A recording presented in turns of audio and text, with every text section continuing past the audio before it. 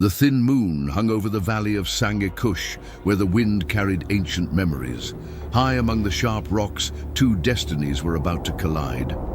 On one side, Ethan Hawk Mercer, a SEAL sniper known for never missing the shot that matters.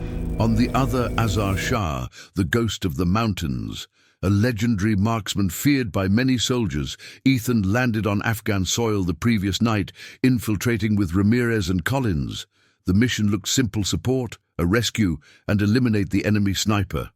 But as they climbed the mountain, something watched every step. Collins noticed the first fast movement among the rocks. Ramirez saw only a heavy silence that froze the spine. Collins fell at dawn from a single precise deadly shot. Ethan threw himself behind a rock, pulling Ramirez with him. That shot was not from a novice, it was the ghost. Ramirez asked if Ethan could defeat him. Ethan answered that he did not come to lose, and now it had become personal. The sun rose in orange tones, and the invisible battle began. Two snipers separated by more than 1,600 meters, reading wind distance and terrain with cold precision.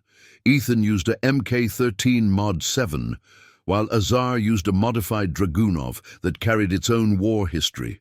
Azar tried to distract by rolling a stone, but Ethan did not fall for the trick. He waited and then saw a tiny reflection, the lens of the enemy rifle. Azar wanted to test him, measure his speed and thinking. Ethan aimed a few millimeters aside, anticipating the movement, and fired, but hit only the rock. A whisper of dust behind Ethan made him roll instinctively. A bullet sliced his camouflage cape. The ghost had flanked at an impossible distance. The team warned on the radio that without neutralizing the sniper, the helicopter would not enter the valley. Ethan had only minutes to win. Ethan moved like a ghost as well, circling the rocks with calculated silent steps. Azar did the same, two predators studying each other. Ethan realized Azar was guiding him into a narrow corridor, a perfect trap. He smiled, recognizing the trick, but refused to fall into it. Ethan exposed himself on purpose, making Azar believe he had the advantage. When the ghost pulled the trigger, Ethan had already rolled aside, avoiding the bullet. Now he knew exactly where Azar was. Distance 1,420 meters, negative angle, strong lateral wind. Ethan held his breath, aligned his aim, and fired for his fallen friend Collins. The shot echoed through the mountains like a lonely thunder. Silence covered the valley. A figure fell slowly, as if the wind laid it down.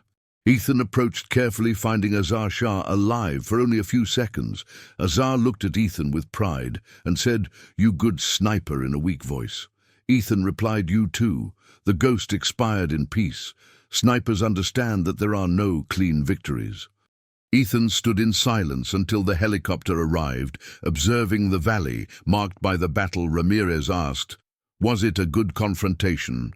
And Ethan answered only, "It was fair." For a sniper, that meant everything.